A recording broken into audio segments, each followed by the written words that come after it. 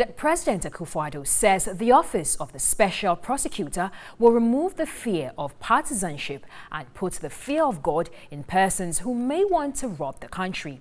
Answering a range of questions at the encounter with the press at the Flagstaff House, the President, however, promised to strengthen the capacity of other investigative institutions. The encounter with the media was the second by the President since he assumed office early last year. The President recounted efforts made in his first year in office to improve the economy and accelerate development. Touching on the appointment of the Special Prosecutor, President Akufo-Addo was optimistic the office will deliver without fear or favor. I'm well aware of the general sense of anxiety in the country and the strong feeling that politicians tend to get away with corrupt practices. A significant choice, though that Mr. Amidu is, I do not expect that he will provide all the answers, will deal with the phenomenon of corruption by public officials.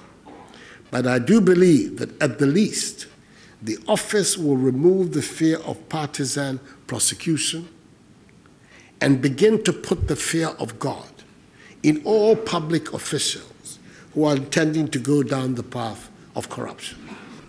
The current office holders are as likely to be investigated and prosecuted by the Special Prosecutor if a case is made out against them as past office holders. He, however, promised to resource other investigative institutions. Answering a question on alleged corruption by his appointees on the infamous seat for cash saga, the President said he was satisfied with the ongoing parliamentary inquiry and explanations given by the Trade Minister. I asked the Minister of Trade to give me an explanation to respond to the allegation that had been made in the public space.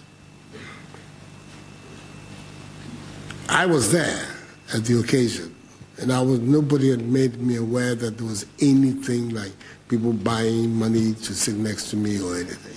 So it came as a surprise to me. And I asked for an explanation from him, and he gave me a full account of the process that had been undertaken, the monies that had been paid, the use of the monies, and a full accounting. I looked at it, I examined it with others, and was satisfied that it had responded to the allegation that had been made. And I believe the statement he made to me is the very same statement that he made to the committee. And it has been supported by virtually everybody who was involved in the organization of the event. So I believe that I was on firm ground in saying to myself that yes, an allegation has been made, it has been looked into, queries that I put on the matter have been responded to, and I'm satisfied with the quality of the responses that I have got. The fact that there is a public inquiry in it, in itself, to me, does not shake my own conviction that there was nothing untoward had taken place. Well, let's still stay with this a bit because some journalists who attended the President's second media encounter have described it as underwhelming. President Akufo-Addo's meeting with journalists sought to give stewardship for 12 months in office. Yes, Kamala Kloche, the rest of the details.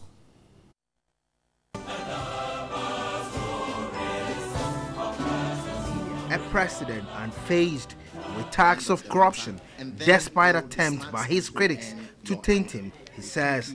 To the claims of extortion against the Trade Minister and to those against the Minister for Special Development Initiatives, they have all been investigated, and no evidence has been adduced to suggest mildly perpetration of any act of corruption. Was it a conspiracy theory? Is there any way we can have cashew roast? Questions were thrown at him. Some he answered. I don't think that incumbency should be an advantage. Others he appeared not in charge. The white paper. What? The 2014 World Cup. That is the Commission of Inquiry white paper. the report.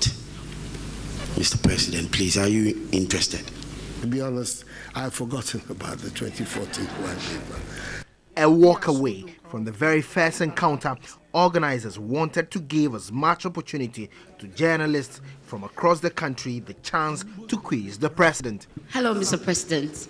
I must say you're looking really cool and fresh. Some were fortunate. Thank you very much, Mr. President. My name is...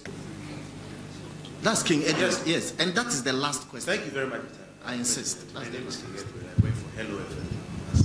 Others attempted, but they were not given the opportunity.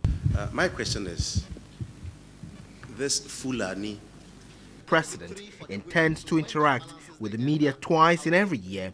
The media appeared unsatisfied with the timing, seeking for more from his appointees. This thing about thrusting microphones in people's heads. Unprepared to answer, his energy minister was not in the mood as he laments he was ambushed by the journalist.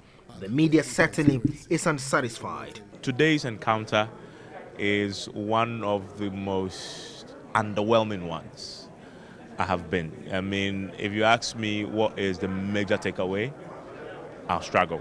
I wasn't too happy with his responses. I wasn't satisfied at all, especially about the white paper from the Jamepe Commission report concerning the 2014 World Cup. I thought that, I assumed he would have been very abreast with that, but he admitted that he didn't have all the information. My problem really is about the kind of questions that were asked. I think that by and large, several people had major issues that they wanted to ask questions about, but the framing of questions ended up being rather too long or rather not being clear. There were a couple of times that the president himself actually had to ask for clarification.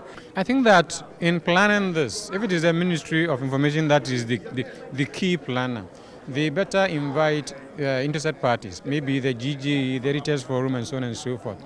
Then so we have a clear-cut method. If we know that the president will speak for, say, 10 minutes as an intro, we do know, and so on and so forth. But if it is, as you may want to call it, a State of the Nation address in disguise or a budget statement in disguise before the questions follow, I can understand that it disarms certain people.